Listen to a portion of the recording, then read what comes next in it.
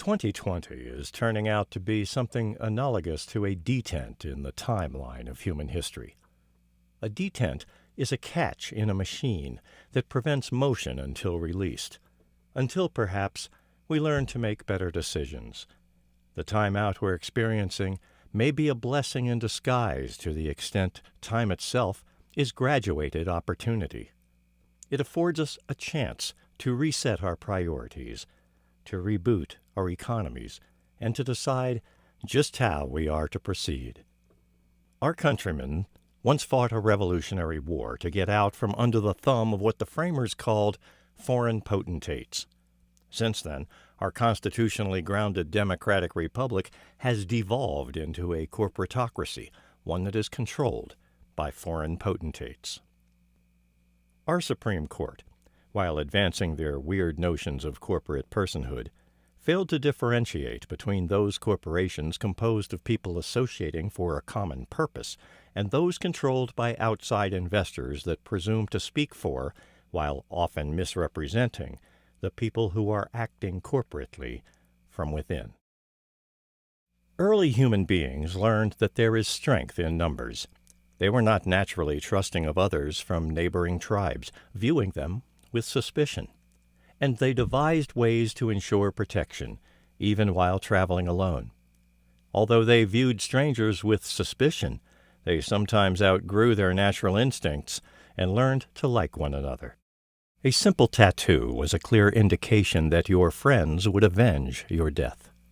The emblem on the side of your World War I airplane could mean the difference between being blown out of the sky or living to entertain your friends with stories that further unified your cohorts. Such marks were a clear indication of who's with us and who's against us. New associations and the consequent compromises were at times the price one paid for survival. As the situation became more confusing, new ways to maintain situational awareness were developed.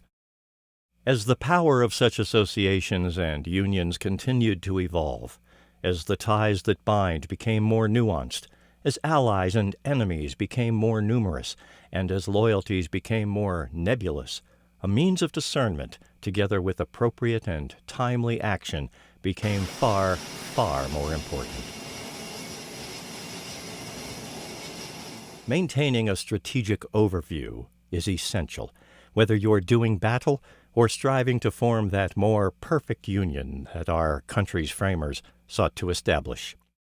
Information, and the way it's structured, is key in decision support, especially when you're engaged in an endless loop of observation, orientation, decision, and action, an essential skill set for the modern fighter pilot.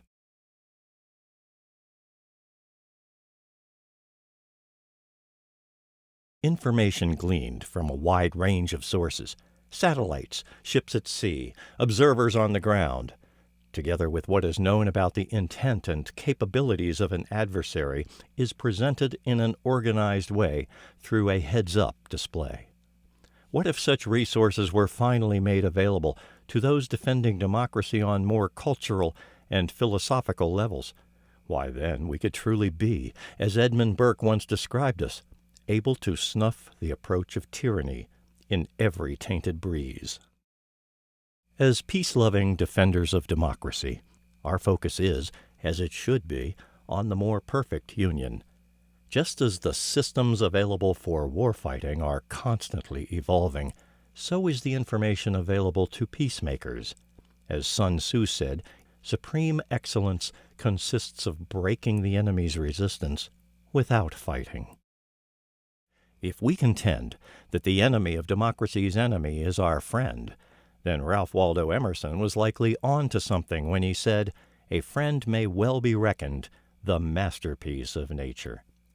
Where nature is, at times brutal, we aspire to something higher. When it comes to friendship, nature has at times placed us upon the threshold of a spiritual awakening. Some have even advanced the idea that an eventual union or federation of constitutionally grounded democratic republics could have the potential to end the ritualized insanity of internecine warfare for all time and for all of humankind.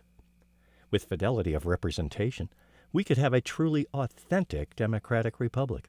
We could change the very nature of representative government, couldn't we? Every person on our planet could truly become the arbiter of his or her own destiny. To that end, we could define our corporations not for the convenience of foreign potentates, but as corporeal in the sense that they are composed of the people within that are building consensus and associating intentionally for a common purpose. People acting corporately are at the heart of those companies that are focused on the art of being of, by, and for the people. If the politicians are unrepresentative to the extent that they are beholden to the corporate influencers, then let's remake the corporations from the inside out. We can focus on the people actually doing the work, taking the enterprise from one level of attainment to the next. Let us express our preference for employee-owned benefit corporations through each and every dollar spent. Let us engage in intentional consumerism. As consumers, we have the power to determine which companies move forward, which of these will face a promising new morning, and which ones will ultimately sunset.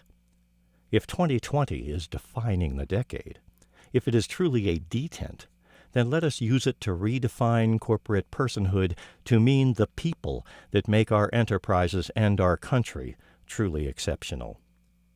A strong advocacy, indeed a fervency, is essential for advancing a science, the domain of facts, a philosophy, the domain of meanings, and a religion, the domain of values, in ways that are truly commensurate with the intellectual, societal, and spiritual development of humankind.